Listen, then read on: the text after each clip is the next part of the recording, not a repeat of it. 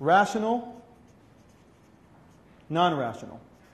What I want to show you is a few examples of non-rational behavior. One is called framing. Positive versus negative framing. Negative framing. There's a 10% chance that this operation will not succeed. Positive framing. There's a 90% chance this will succeed. They actually ran a scientific experiment where they had two doctors in the same hospital present this statistic to patients who were diagnosed as needing a certain surgical procedure. Dr. A, 90% chance of this medical procedure succeeding. Dr. B, 10% chance that it will not succeed. How many of Dr. B's do you think asked for a second opinion? Like dramatic numbers. So positive versus negative framing says the message is the same. That's why it's non-rational. A computer would completely disregard the framing unless it was taught not to. But a human being will prefer the positive over the negative. Most of us, in context of persuasion, have a negative framing predisposition. How many times has somebody said to you, I disagree with you? Have you heard that sentence? I hear it's terrible. I've never had it said to me, of course. But, right? When somebody says to me, what would be a positive way of saying I disagree with you? I would like to introduce another viewpoint. Or I would like to look at this from another perspective. When somebody says to me, I disagree with you, and I'm the younger brother of 3, so I'm an expert at being annoying, I can literally say to somebody, wait, time out. You disagree with me? You disagree with me? Would you like me to leave the room? No, Ariel, I disagree with what you said. And I'm like, wait, you disagree with what I said? Or maybe you have an alternative opinion.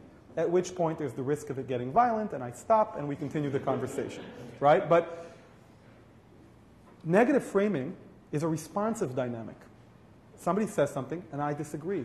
Why be responsive? Why not be proactive? Why not introduce an alternative lead to the conversation?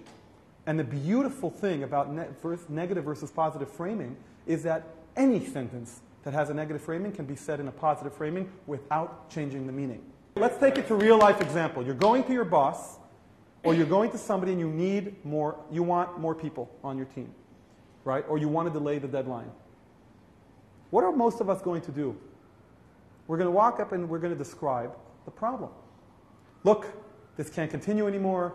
We're about to be late. I'm missing 2 people. I've been working my staff off like crazy. They've been staying overtime without pay. I can't continue this way. You have to give me 2 more people. Can anybody give me that in a positive framing with the you have to give me 2 people, the same sentence? Yes. We can meet the deadline and do better than that. We can end exactly. early and have a review. I have a way that we can not only meet the deadline but actually push it up by half a day. I need 2 more people. When they ask you for the evidence, then describe reality. That's positive framing. Positive framing is almost always forward-facing. When you give people feedback, somebody's late, somebody's underperforming, you bring them in for a review. Yeah, you can sit them down and say, look, over the past 4 weeks, this is unacceptable. You could do that. What are you going to get from them?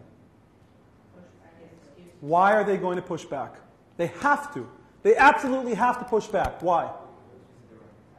Because A, you're attacking them and not the issue. There's a very famous saying from the book Getting to Yes by Urian Fisher, separate the person from the issue. Be soft on the person, be tough on the issue. But more importantly, you're talking about the past. What can they do about it? Nothing.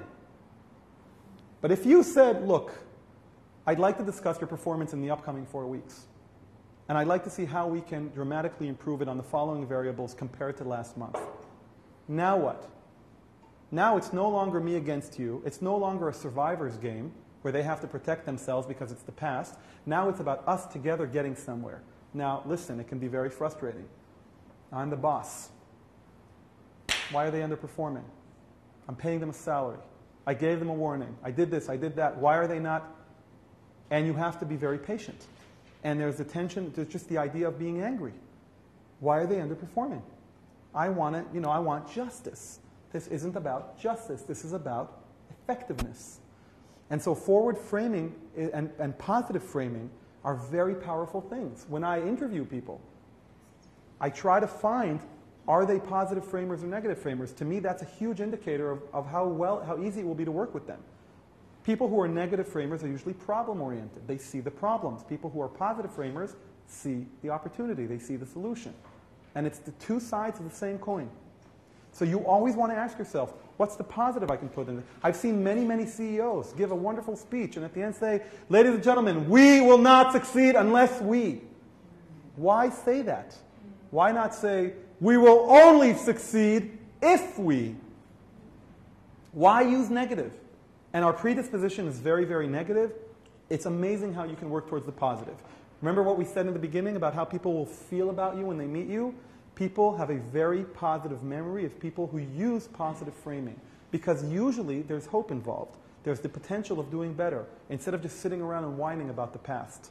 When a leader stands in front of his or her people and wants to inspire them, I would rather them speak to the positive, not to the negative. Just imagine Martin Luther King getting up and saying, I have a nightmare. He could say that. He could drive them into, he could give a list of what, right? Yeah. But he didn't. And I would rather have leaders who stand in front of their people in corporations and talk about the positive, only because in corporations, for the most case, there's a very negative state of mind generally. Very negative. They're constantly putting out fires. They're constantly dealing with problems. They call in employees to tell them what's wrong, but they very rarely celebrate success. And therefore employees have become conditioned that when your boss calls you, it's probably something bad, right? So when he's speaking and he's inspiring them or she's inspiring them, I want them to talk about that's where we can go and this is how we can get there. Show me the path. Be my leader.